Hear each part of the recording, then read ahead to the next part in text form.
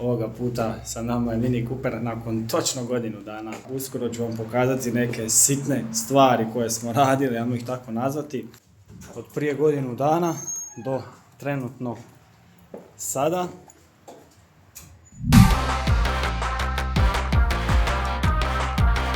Mini našao dole kako to sve trenutno izgleda.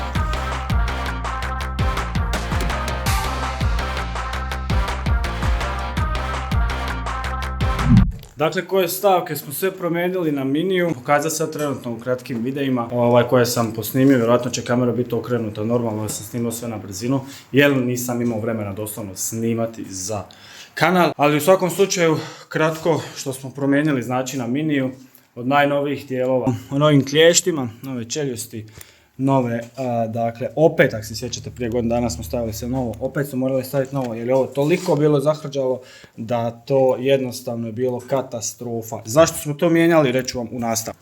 Prednje, znači, su sve ostale iste, tako da je to sve za sad perfekt. Kvačilo.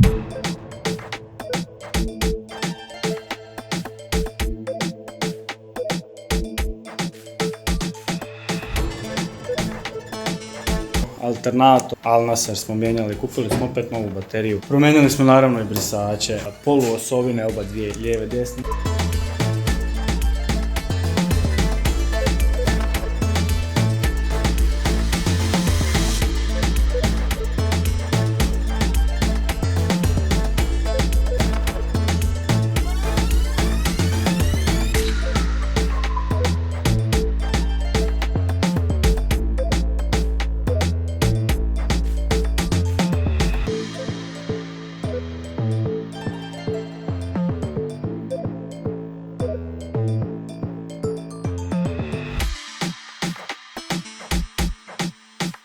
Mijenjali smo i lagere isto. Promijenili smo dosta toliko stvari na Miniju da ovaj Mini će voziti još 185.000 km. Promijenili smo sva 4 ABS senzora jer nam je bacao grešku doslovno od ABS senzora, pa smo promijenili naravno sva 4. Kupili smo prvo jedan, pa je bacio grešku na drugu stranu, pa smo kupili drugi, pa je bacio grešku na treću stranu i tako smo kupili sva 4 senzora i bacili na njega novo. Naravno, za kvačilo smo kupili novo ulje, kad smo mijenjali zadnji kočionih čeljusti. Pogledajte ovo kako je to izgledalo.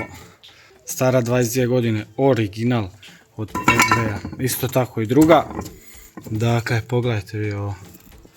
Ovo je znači vrhunski nakon 20, 2, 3, 4 godine, ne znam ni ja. Kliki moli, ko što sam rekao, 75V, 80 GL3, morali smo uzeti 2,2 litre. To bi ukratko bilo to u ovom našem videu nakon godinu dana od kako vozimo ovog našeg Miniona.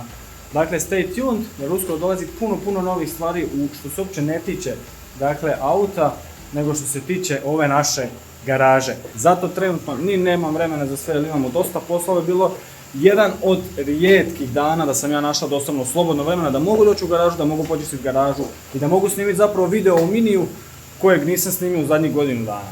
Dakle, ekipa, stay tuned jer dolazi uskoro puno novih stvari vezano uz poliranje i sve na ovaj naš kanal. Peace!